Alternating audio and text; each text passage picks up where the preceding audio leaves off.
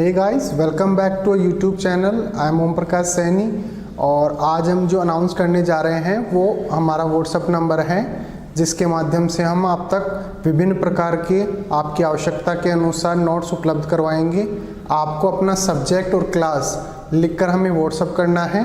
आपको तुरंत आपके सब्जेक्ट के और आपकी क्लास के पूरे नोट्स जो भी अवेलेबल होंगे वो सेंड कर दिए जाएंगे। हमारे जो व्हाट्सएप नंबर रहेंगे वो हैं 86 96 60 85 41। आप इस नंबर पर हमें व्हाट्सएप कर सकते हैं। आप इस पर कॉल ना करें, कॉल रिसीव नहीं कर पाएंगे क्योंकि काफ़ी स्टूडेंट्स होते हैं वो कंटिन्यूसली इस पर कॉल करते हैं। Thank you so much. परिचय। आज मौसम बहुत अच्छा है। ये बहुत ही प्यारा दिन है। मुझे लगता है कि वर्षा अभी शुरू ही होने वाली है। हमें जितनी जल्दी हो सके अपने घर पहुंच जाना चाहिए। हाँ, तुम ठीक कह रहे हो। ओह, वर्षा शुरू हो गई। भाई, क्या मैं तुमसे कुछ पूछ सकता हूं? हाँ, क्यों नहीं। जैसा कि हमें पता है कि बादल आकाश में होते हैं और वर्षा की बूंदें बादलों से गिरती हैं। वर्षा की बूंदें सदैव पृथ्वी की ओर नीचे ही क्यों गिरती हैं? ये ऊपर को क्यों नहीं चली जाती? ठीक है, मैं तुम्हें बताता हूं। पृथ्वी के गुरुत्वाकर्षण बल के कारण ही वर्षा की बूंदें सदैव नीचे पृथ्वी की ओर ही गिरती हैं। गुरुत्वाकर्षण बल के कारण ही पौधों की पत्तियां भी सदैव नीचे भूमि पर ही गिरती हैं। कोई भी ऊपर फेंकी जाने वाली चीज नीचे आकर पृथ्वी पर गिर जाती है। ठीक, अब मुझे मेरे प्रश्न का उत्तर मिल गया। भाई, मैं इस बारे में और जानना चाहता हूं। क्या तुम मुझे बता सकते हो?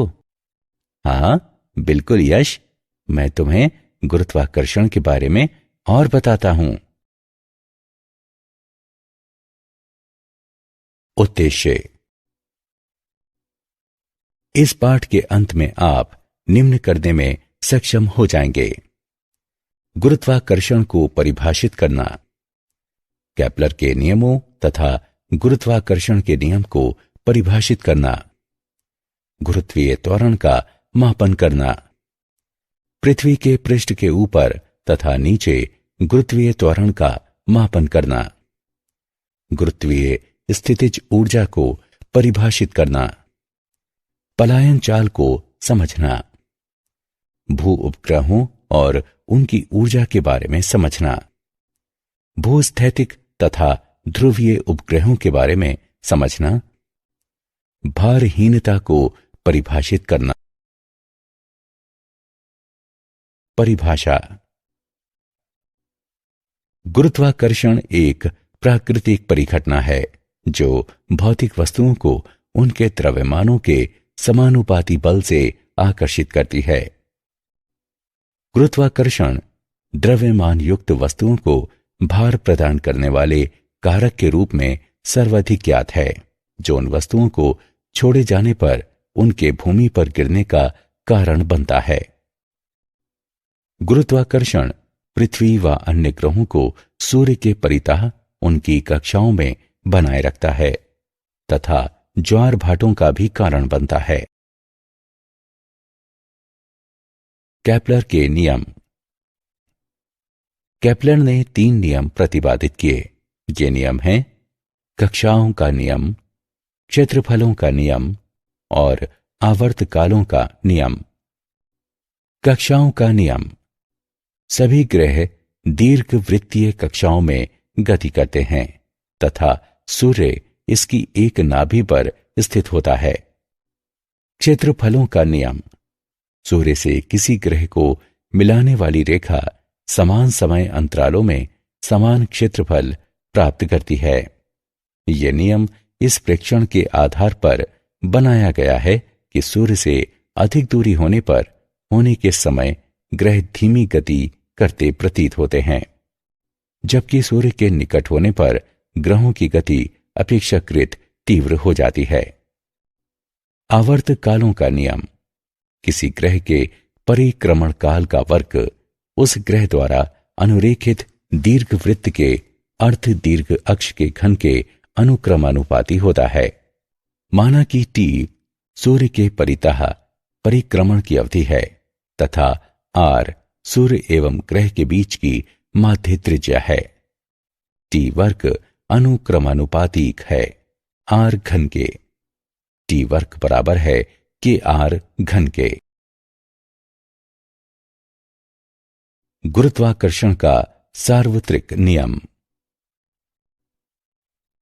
न्यूटन के गुरुत्वाकर्षण के नियम के अनुसार इस विश्व में प्रत्येक कण दूसरे कण को एक बल द्वारा आकर्षित करता है, जिसका परिमाण दोनों कणों के द्रव्यमानों के गुणनफल के अनुक्रमानुपाती तथा उनके बीच की दूरी के वर्ग के व्युत्क्रमानुपाती होता है।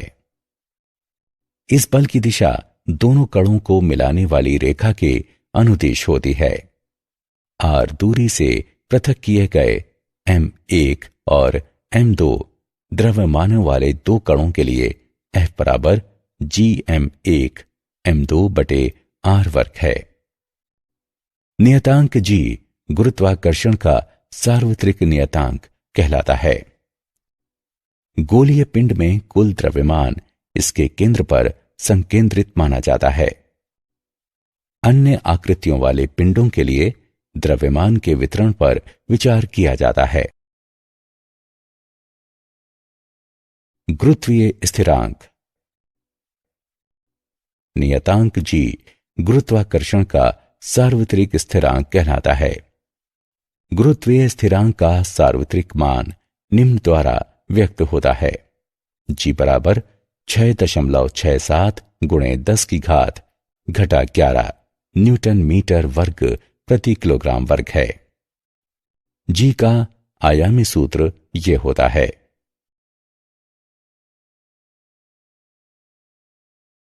पृथ्वी का गुरुत्वीय त्वरण। जब एक वस्तु पृथ्वी पर होती है जबकि दूसरी वस्तु इसके पृष्ठ पर या इसके निकट होती है, तो पृथ्वी द्वारा अन्य वस्तु पर लगाया जाने वाला आकर्षण का बल गुरुत्वीय बल कहलाता है।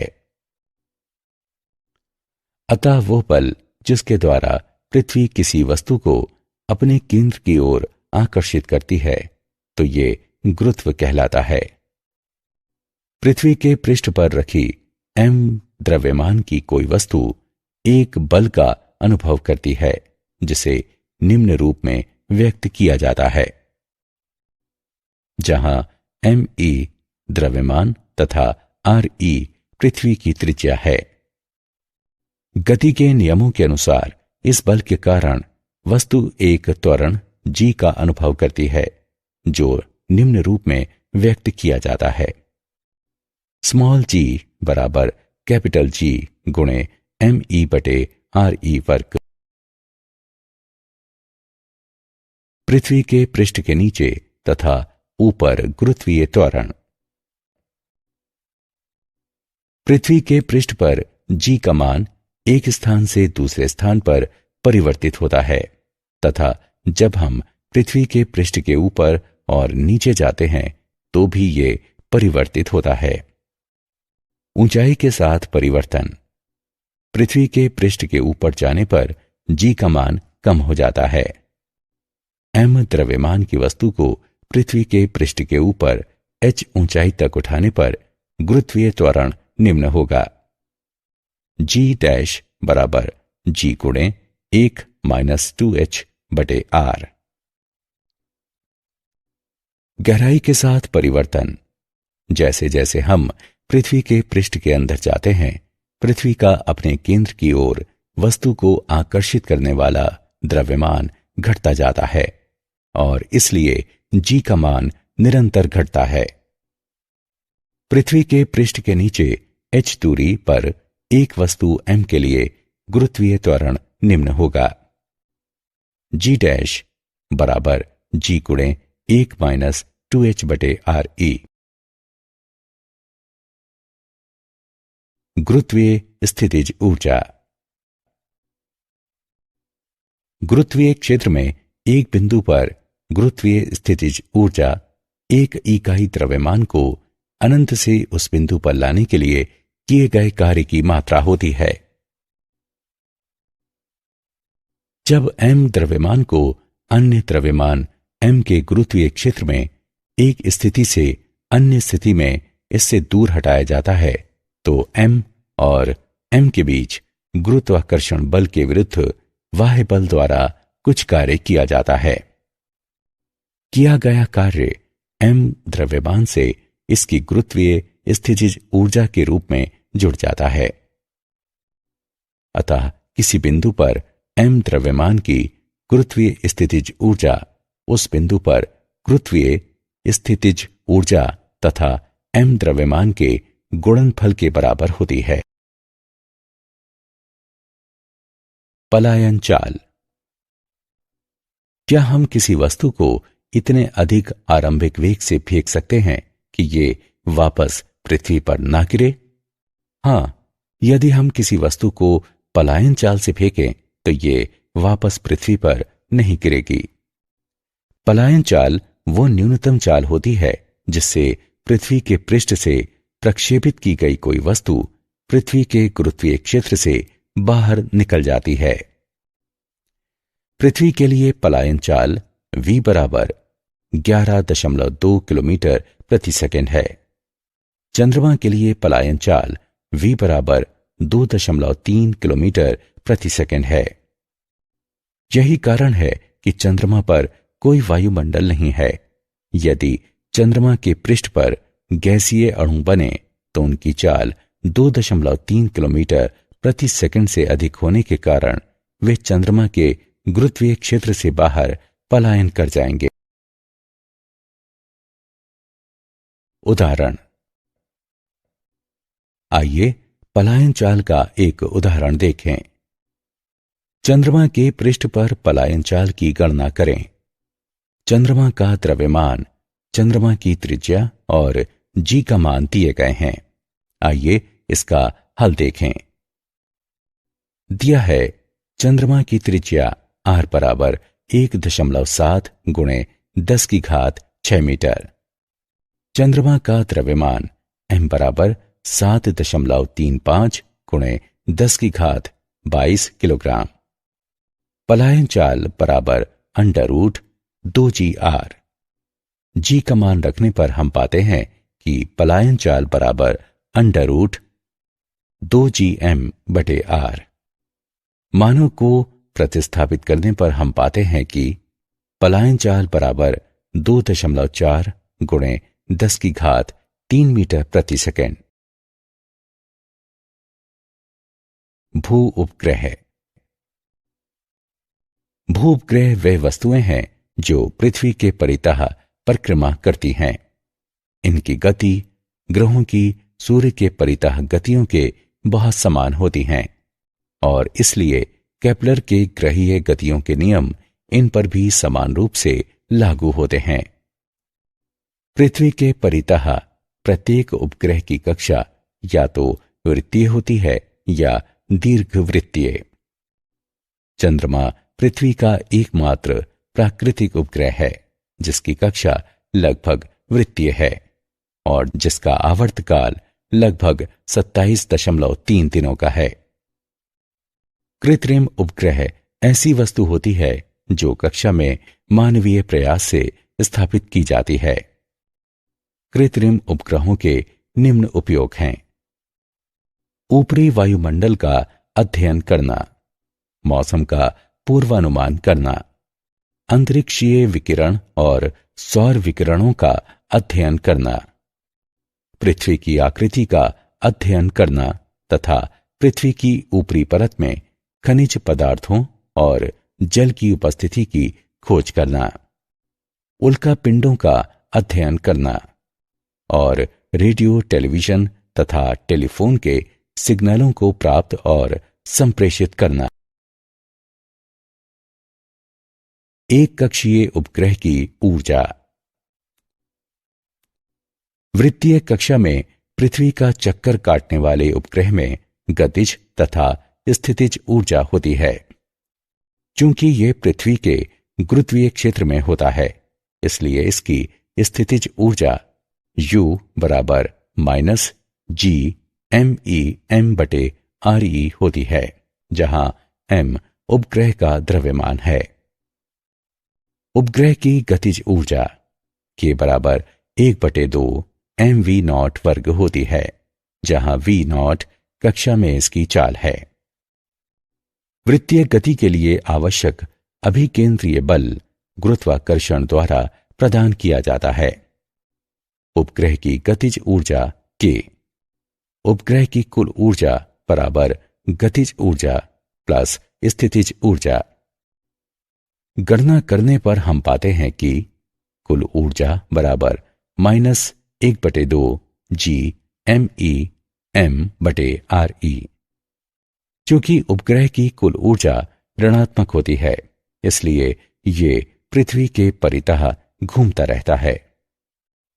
उपग्रह के पृथ्वी के गुरुत्वाकर्षण से पलायन कर जाने के लिए इसकी कुल ऊर्जा 1/2 GME/m/RE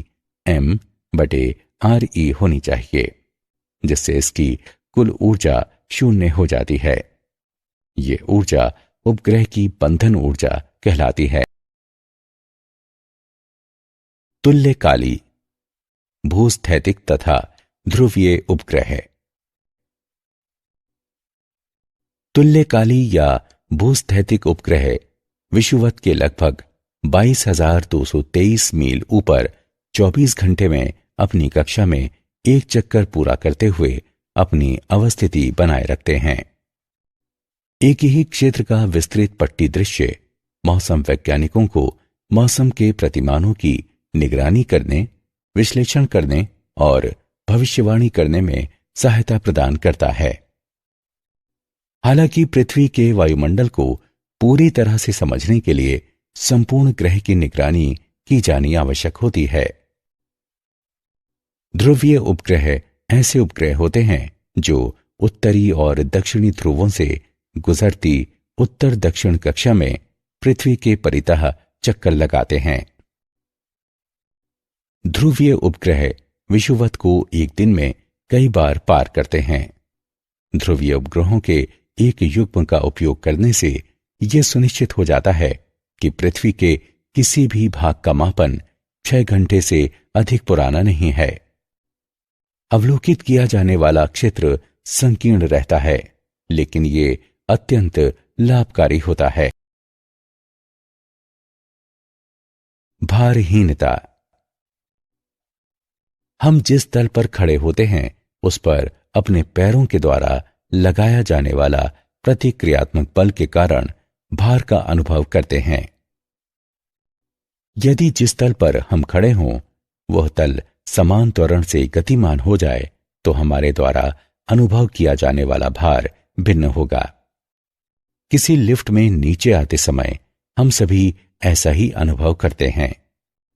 हालांकि यदि किसी नीचे आती लिफ्ट की रस्सियां टूट जाएं, तो ये गुरुत्वीय बल के प्रभाव में स्वतंत्रतापूर्वक नीचे गिरेगी और लिफ्ट के प्लेटफॉर्म पर खड़े होने के दौरान हम किसी प्रतिक्रियात्मक बल का अनुभव नहीं करेंगे। अतः हम अनुभव करेंगे कि हमारा भार 0 हो गया है, या दूसरे शब्दों में हम भारहीनता का अनुभव करेंगे। किसी उपग्रह के अंदर बैठे व्यक्ति के लिए भी ऐसे ही स्थिति होती है। कृत्रिम उपग्रह स्वतंत्रतापूर्वक गिरती वस्तुओं के समान होते हैं। क्या आप जानते हैं केपलर-जोहान्नेस को ग्रहीय गति के 3 नियमों की खोज के लिए जाना जाता है, जो टाइको ब्रेहे और उनके सहयोगियों द्वारा बहुत परिश्रम पूर्वक किए गए प्रेक्षणों पर आधारित हैं। ये नियम सौर मंडल की व्यवस्था का वर्णन करते हैं। गुरुत्वीय बल अंतःक्षेपी माध्यम की प्रकृति से स्वतंत्र होता है। ये अन्य वस्तुओं की उपस्थिति या अनुपस्थिति से भी स्वतंत्र होता है। 2 वस्तुओं के बीच गुरुत्वाकर्षण बल 0 हो सकता है यदि दोनों वस्तुओं के बीच पृथक्कन अनंत कर दिया जाए। पलायन वेग वस्तु के द्रव्यमान तथा पृथ्वी या किसी अन्य ग्रह से उसके प्रक्षेपण की दिशा से स्वतंत्र होता है। सारांश। आइए हमने जो कुछ सीखा है उसे संक्षेप में दोहराएं। गुरुत्व पृथ्वी का गुरुत्वाकर्षण बल है जो पृथ्वी पर या पृथ्वी की सतह के निकट रहता है। गुरुत्वीय बल दो कणों के बीच माध्यम पर निर्भर नहीं होता। पदार्थ का एक समान ठोस गोला गोले के बाहर स्थित कण को इस प्रकार आकृष्ट करता है कि पूरे गोले का द्रव्यमान इसके केंद्र पर संकेंद्रित होता है। किसी स्थान पर गुरुत्वीय बल की तीव्रता उस स्थल पर स्वतंत्र रूप से गिरती वस्तु में उत्पन्न त्वरण के बराबर होती है। किसी उपग्रह का कक्षीय वेग उपग्रह के द्रव्यमान से स्वतंत्र होता है। किसी उपग्रह का कक्षीय वेग पृथ्वी या किसी अन्य ग्रह के द्रव्यमान एवं त्रिज्या पर निर्भर करता है जिसके परितः वह उपग्रह परिक्रमा करता है। भू उपग्रह पृथ्वी के परितः चक्कर काटने वाली वस्तुएं होती हैं। इनकी गति सूर्य के परितः ग्रहों की गति के लगभग समान होती है। ध्रुवीय उपग्रह उत्तर दक्षिण दिशा में कक्षा में घूमते हैं क्योंकि पृथ्वी पूर्व पश्चिम दिशा में घूमती है। परिणाम स्वरूप उपग्रह पृथ्वी के संपूर्ण पृष्ठ का प्रेक्षण करता है।